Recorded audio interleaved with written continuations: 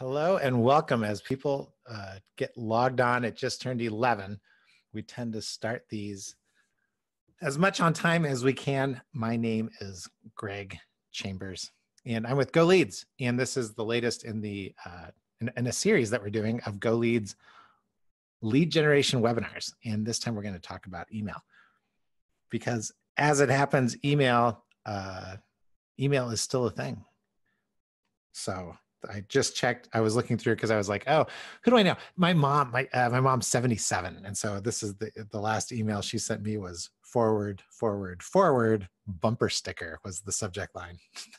But it goes all the way down to my 17-year-old, little Matthew. I had some tickets I had purchased for a concert. I couldn't go. And so his last email subject line was, do you have the tickets? So I was surprised that it wasn't a text on there. But I guess the point is that it's still a legitimate, great way to communicate. And so what we'll do today is we'll pop through some different ways to make your email campaigns more powerful.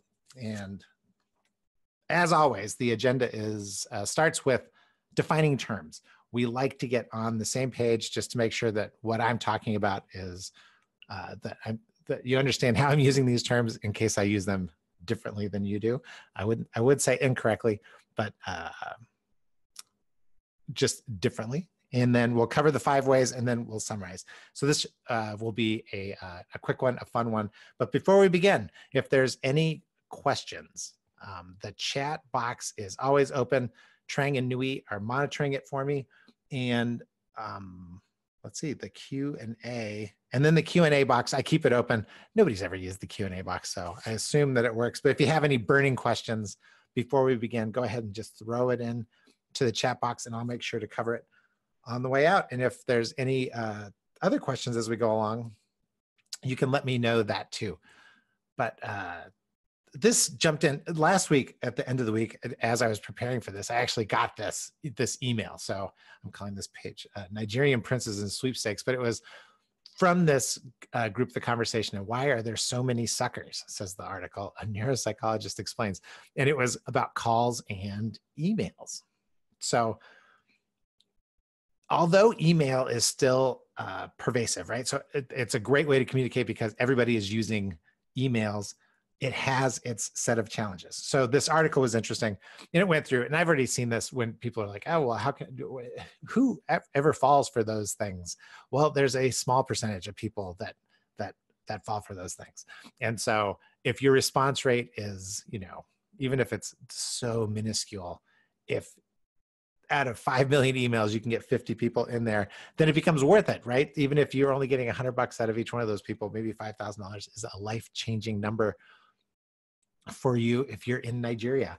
I don't know. So the article, while critical, critical it was going through, they were interesting because what they did is these neuropsychologists went to Los Angeles County Police Department and they pulled up records of people who'd been taken advantage for fraud. And then in those records, they were able to uncover all the different emails that were working. They took those 25, and from that, they kind of crafted their own responses and wanted to see if they tested it in a group that knew they were being tested or would be tested at some point. They wanted to see how well they could recreate this. And a couple of the things are the things that we should all be aware of. Brands win. So anytime you could use a well-known brand name, that tended to attract more response than not. People, the second thing is people struggle with numbers is what they found. So they found that people responded better to brands, well-known brands than not, and that they struggled with numbers as far as with that sweepstakes number was concerned. They weren't always the best at doing quick math as to what their chances actually were.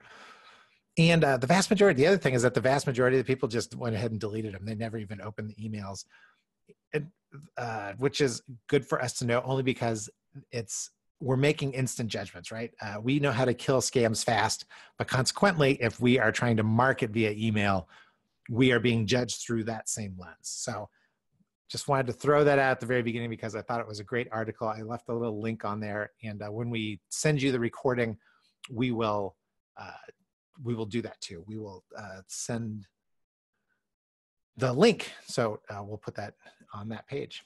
But let's define some of these terms before we get started. The first one is segmenting. You're going to hear me say this a lot in various forms, but really it's just dividing your list into some criteria. Instead of a single list, sending one email to everybody, the easiest lift when we're doing any marketing via email is by segmenting in some way, shape, or form. And I've got here's some simple ones, right? So this is segmenting, right? Taking all the Skittles and putting them into their own little buckets. But there's two groups that we start with usually inside of any big list. I know you because you either buy from me, you bought from me, or you're just familiar to me because we've been communicating over time, or it's a list of people who we don't know or who don't know us. And are we connected at all? Do we have anything in common that we can talk about, or they've never heard of us, right? So in my mind, those are two, like it's easy segmenting for most is just, can we divide the list into people who know us, people who don't know us? And then inside of each of those groups, can we break it down a little bit further, because we can do messages there. So a long time ago, I ran a little company called Mad Gringo. We sold tropical shirts, t-shirts. And we would, so how our early segmenting was simply, you know, bought, not bought. And then it was what they bought. Did they buy tropical shirts? Did they buy t-shirts? We sold some sarongs. So there was men and women that we segmented, and then accessories. And so, and consequently what we found is that there was a lot of crossover on those things. So who knew so many men wore sarongs, lavas. But it was a thing. The preview panes. You're going to hear me say this a lot. This is another term that we're going to define. And what it is you know the progression of email, right? So when you get your email, this little preview piece, so that's Outlook on the left, and that's Gmail on the right.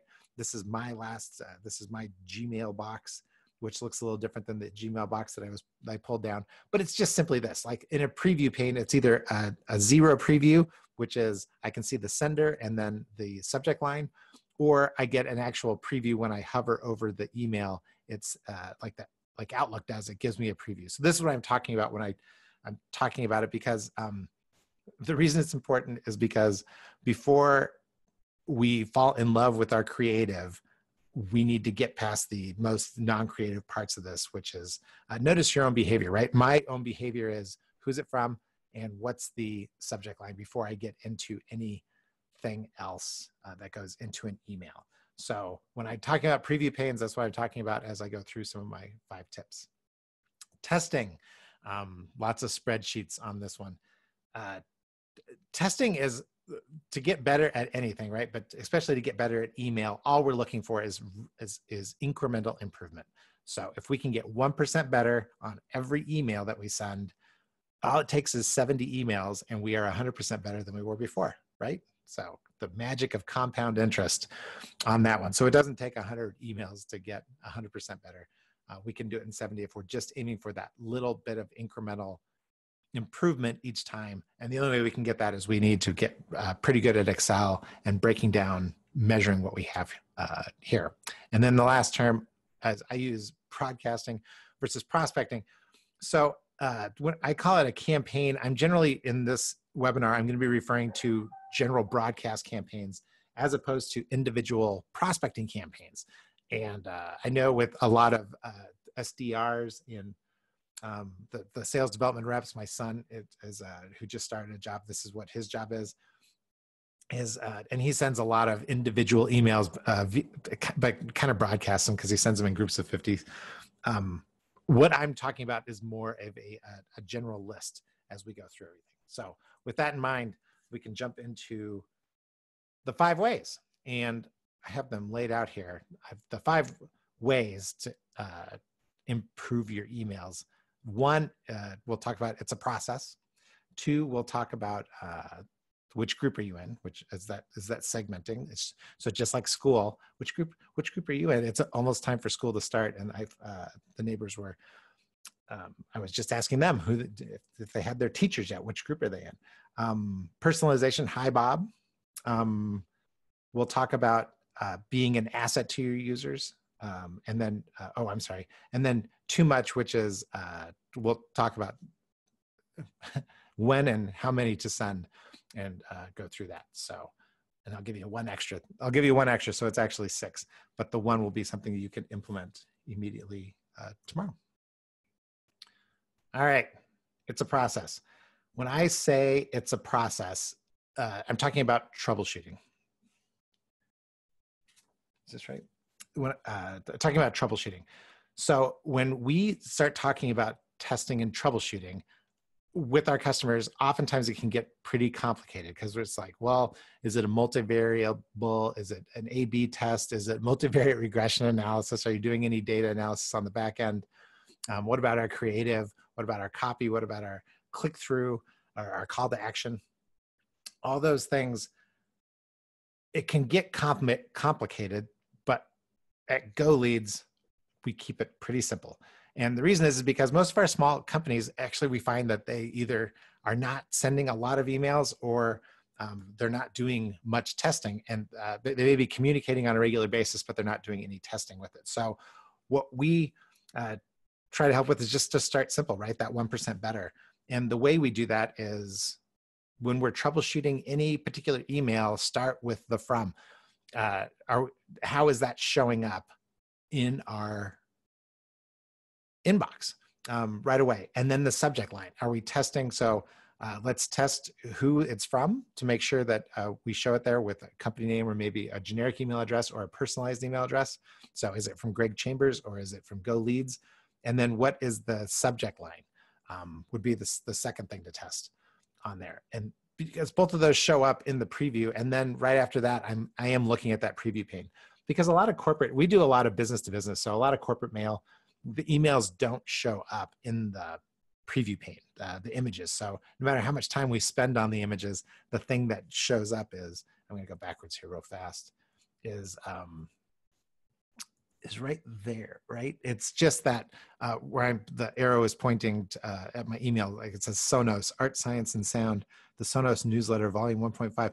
That little preview text is where we would spend most of our time troubleshooting before we got into too much of the creative on everything else. So don't make it complicated is really the theme of this. It's a process. Start with the from, look at the subject line, and then work yourself into the preview pane.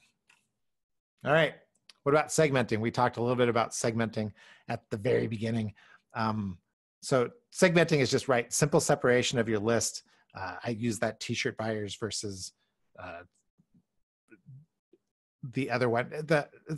My point is on this is it's worth the effort. It's a quick lift, but the quick lift comes from being unique in your messaging. So by all means, the first thing to do is try to find a way to naturally divide your list, but then you got to talk to each of these people as if they were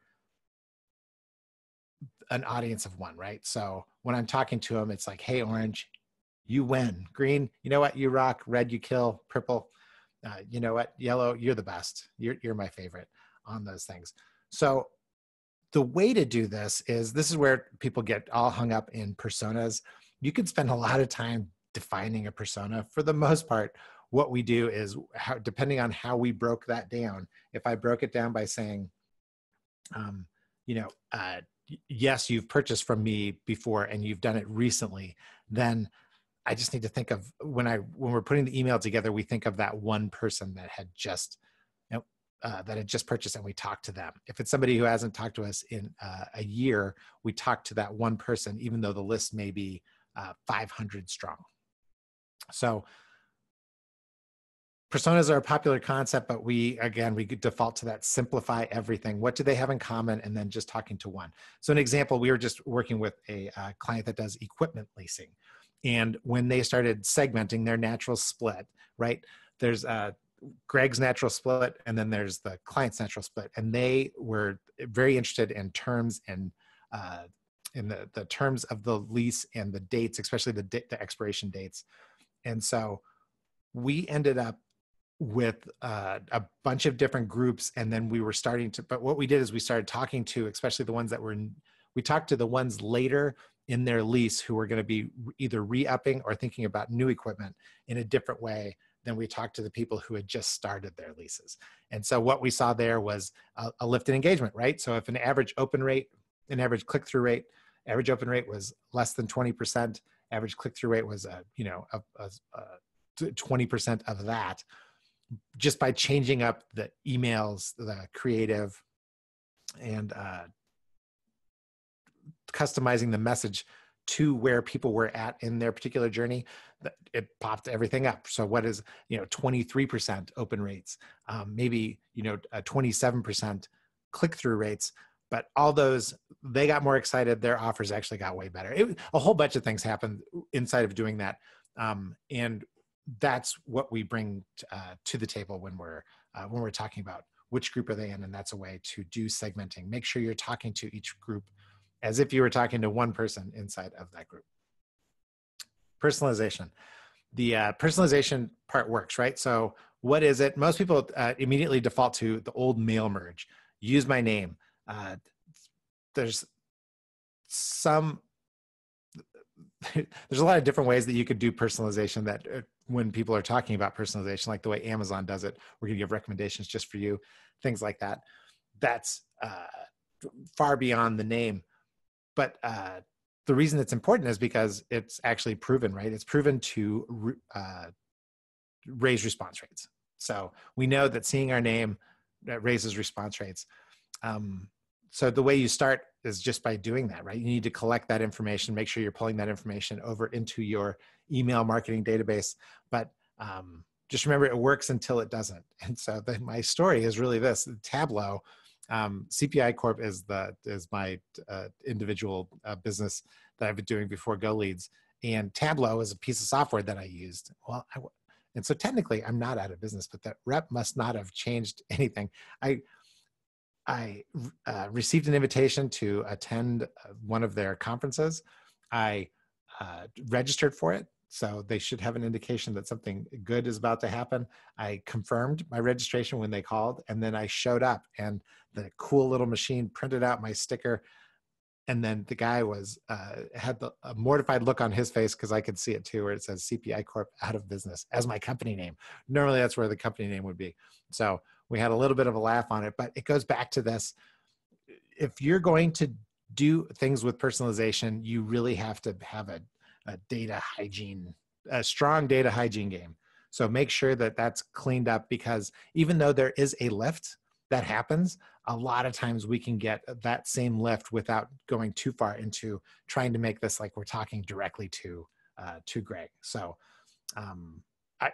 the funniest part about that is, if you know Tableau, they're a data visualization company.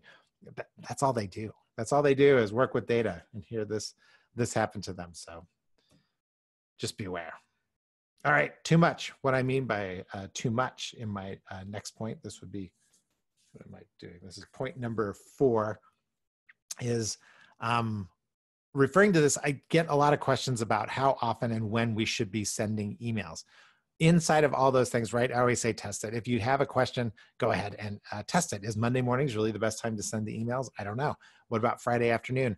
I started a newsletter and I sent it on Friday afternoons. And people were like, oh, you must have done some testing. Well, I was like, nah, I just went through my inbox, and there was a lot of emails I received first thing Monday morning. So I thought, oh, I'll be the last one that, the last newsletter that gets sent out Friday afternoon. Does it work any better? I don't know. I never got that far into testing it. But I did test. The one thing that people don't test when we go through this is they are afraid to test the upper limit of sending. Like, how many emails can you really send? The only way to know is to keep sending emails. So when we're doing that, the reason we would do it is because, right, all email marketing, all marketing is outcome driven. How much can we get out of our database?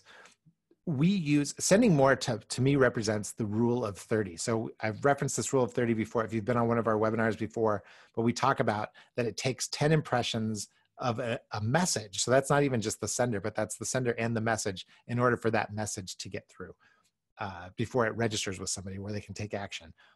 1 out of 3 messages, they say, gets through the noise. So that's the rule of 30. So if we're planning out 30 touches, multiple emails are an easy way to do the touches, especially when we keep in mind the preview pane as opposed to heavy duty content. That being said, even though we want to increase impressions, you don't want to be a jerk. So how do you do that? Well, people are very forgiving if you are providing value on a regular basis. If you are not, right? If it's just, hey, just checking in, just checking in, just checking in, or if it's buy now, buy now, buy now, those don't always produce value. So when I buy something from Nordstrom's and immediately start getting 2 emails a day from Nordstrom's, but it's basically just sale items, like they're just throwing things at me. That's upper limit testing. How many emails can we send before Greg tries to unsubscribe? And then when he goes to unsubscribe, maybe we could just say, are these too frequent? Do you want one a day? Do you want one a week? No, actually now I just don't want any, because you've provided 0 value. As long as you are actively providing value, you should be able to test the upper limit. Now, unfortunately, what you perceive as value, whether or not you perceive value in what you're sending doesn't matter, because value is always lies with the person that is going to invest in it, right? So if they're investing their time, they have their perceived value. And the example I have behind this is there's a few new artificial intelligence companies that are out there, and they do automated follow-up. So these are directed sales organizations, robots directed at sales organizations. And what they're trying to do is help with, in this case, the Conversica robot helps with, it's really a lot of inbound, right? So if you're having problems getting in touch with people who contact you through inbound, to set appointments, they use the Conversica robot. What's interesting to me about that is that, and I've seen this in action myself, reps will send 2 to 3 emails asking for time, follow-up, and appointment, but the robot, and then they give up, right? Because they get to the point where you start thinking, am I bothering this person? Is it, have I said too much? Maybe they're just not interested. But the robot has no idea. So you can pre-program it in. And in this case, they pre-program between 7 and 10 touches before the robot gives up. And what ends up happening is the number of appointments go up, up, up. If you want to see this in action, it's probably not a big deal, but those cleaning companies, there was one, I think it's called The Maids, and I had signed up with The Maids to sign up. I think they were using this Conversica robot because it was the way that the questions are phrased tend to be the exact same way. And I'll be darned, I think I got 13. Did you talk to Jody yet? Did you talk to Jody yet? Just checking to make sure you talk to Jody. It's an interesting thing, but one thing I know is that in aggregate, the number of appointments do go up on that. So if you're going to be testing your emails, one thing to test is just, can we increase the number of emails? The only caveat to that is make sure that you are providing some value. And that's really the point number 5 on this too, is as long as you have this in mind, that I want my users to kick ass, right? When you keep that in mind, you can start to vary your message, right? So it's hard to break through the noise. There's a lot of competition out there. So if you start with the premise, what can I do to help my users / recipients, kick ass? Again, it's just a simple way to go through this. But it changes from what I see a lot of emails is ABC, right? The old Glengarry Glen Ross, always be closing. A, always B, C, closing. Well, we're changing that. And with email, you don't always have to be closing. Can you provide some extra value inside there? So going back to my personal newsletter that I send out on Fridays, if you're interested, you can look it up, chamberspivot.com. But that last, it goes out on Friday, and I've got, just over 1,000 subscribers. And the feedback, so I try this every week. It's really, there's no sales in it. It's just trying to offer advice on business development. And there's 3 sections. 2 are about being better, right? So 2 about kicking ass. And then 1 is just me having fun and talking about things I like. So my ephemera, my quick little float throughs, these are my favorite articles. This is my favorite song of the week. This is what I think the song of summer is going to be. And the only thing I ever get comments on, people send it back to me all the time. They never say like, oh, great advice, or that's really powerful. Or they do say things like, oh, Greg, a couple of the sections that you had are that stuff's pretty good. But boy, I really like your stories. And the stories are about the dog, the articles I read, the restaurant I went to, my car breaking down, all those little things, stories about your life. So what does that mean to you? It's simply that the idea that we always have to be selling, always have to be closing, versus at least being a little bit human with our recipients, is a piece of advice that I can offer to you. So that's it. So we've rolled through those 5, and I was going to give you this quick little bonus. And this was, as I was reviewing it this morning, I thought, what is the takeaway that you can have? And knowing that we've got those 2 segments that we talked about from the beginning, here's some language you can use today, tomorrow, one with your existing customer list. And this works. This is the kind of thing that I'm going to give you that it works once. It's not something you can send every week, but if you mix it up in your next group of emails, or if you're looking for information, and it's simply, most of us could use more information about our customers in some way, shape, or form. What is it that they read? What associations do they belong to? Where do they congregate? Things that would help our business if we knew a little bit more about them. This language works really well for that. So a simple, I need a favor, I need your help, I'm trying to learn more about my customers. Could you answer a few questions? This is a solid 10-to-1 send to response ratio. And it always works, but you just can't use it all the time. You can't ask this question every quarter, because then they're like, wait, didn't you just send this thing to me? Or what other kind of information can I give you? And the trick is really in those questions. They can't be detailed questions, kind of like that, going back to the Nigerian scam at the very beginning. People aren't great with numbers, and they hate doing math. So along those same lines, the quick hit, associations they belong to, the last publication they read, newsletters that they subscribe to, those are the types of questions. And I say 1 or 2, and that's really it. The other information you can gather from other sources, such as GoLeads, but you can also directly get this kind of information from them, and which no database has except yours. And then the last one is the second group. If you do that cold list outreach, this is, and I'm kind of stealing this from my son, but we worked on this, and it's, apologize for interrupting your day. And it's really just a quick way to, you don't know anything about me, but it's quickly talking about the reason it seems to work is that breakthrough outcome and the guarantee underneath. So it's asking for very little time.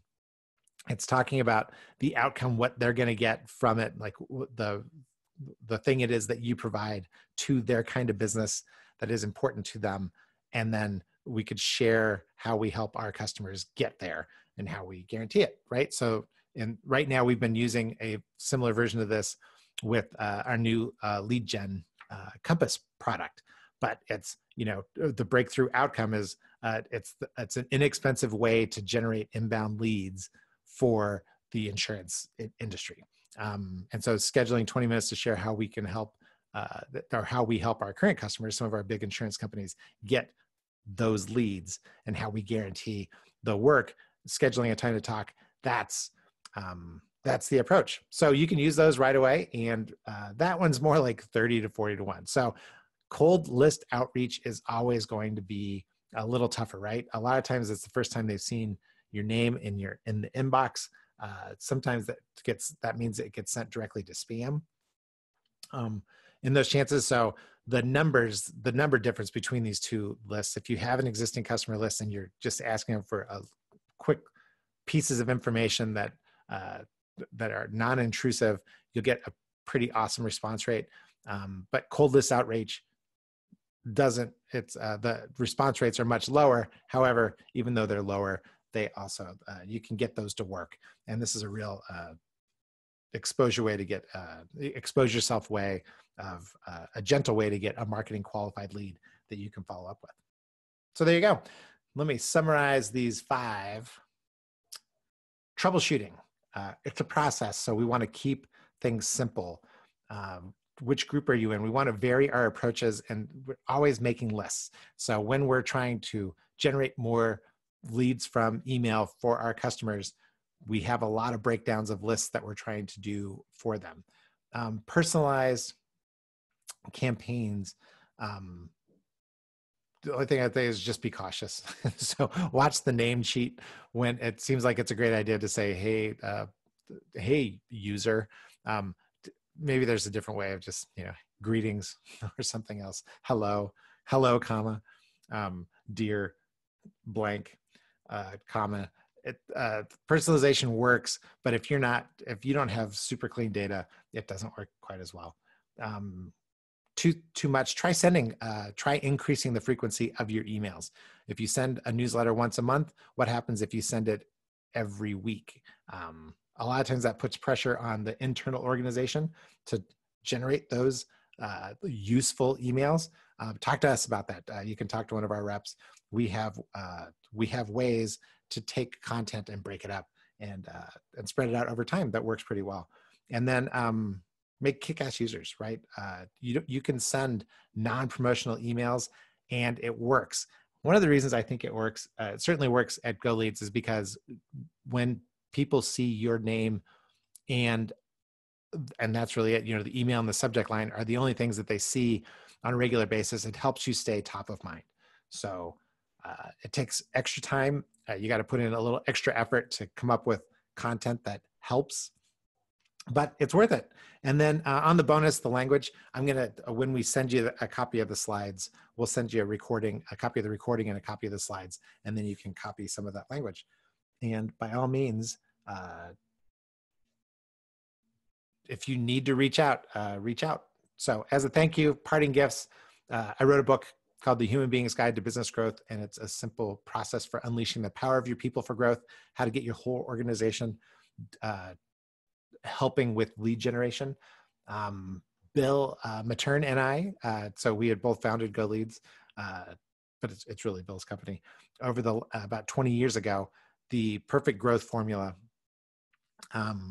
is a book that we wrote. And so the nice thing about both of these books is they're concepts that you can internalize, and then it makes you look good when you bring them up in front of your people. That's what they're for. They're idea books, and they help you structure the conversation, especially the Perfect Growth Formula.